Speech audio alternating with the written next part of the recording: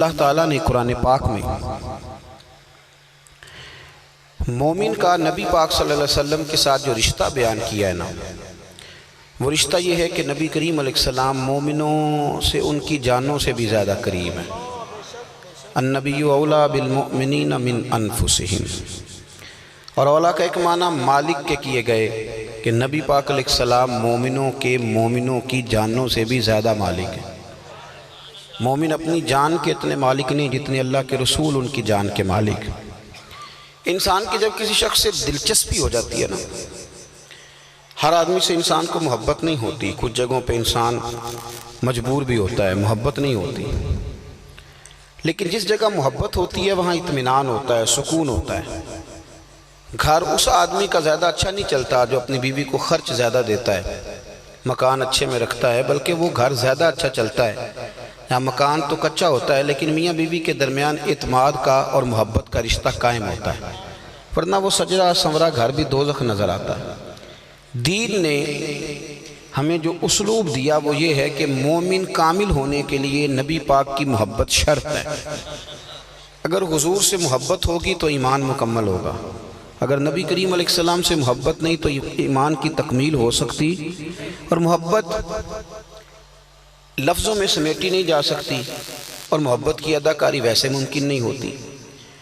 اس کے لیے ضروری ہے کہ انسان خود اپنے دل سے پوچھے۔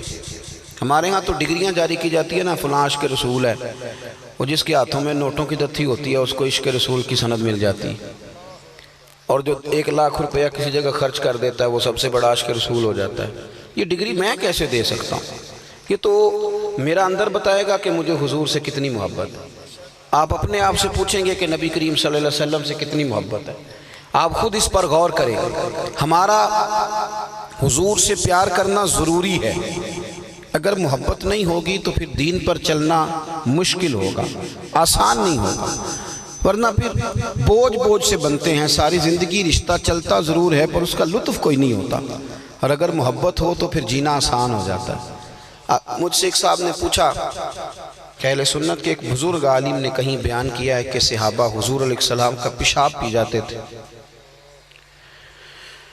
اور صحابہ کرام علیہم رضوان نبی کریم صلی اللہ علیہ وسلم کے کلی کا پانی پی جاتے تھے، ریٹ نکلتی تھی ناک مبارک سے تو وہ چہروں پہ مال لیتے تھے۔ تو حضرت یہ کس طرح ممکن ہے؟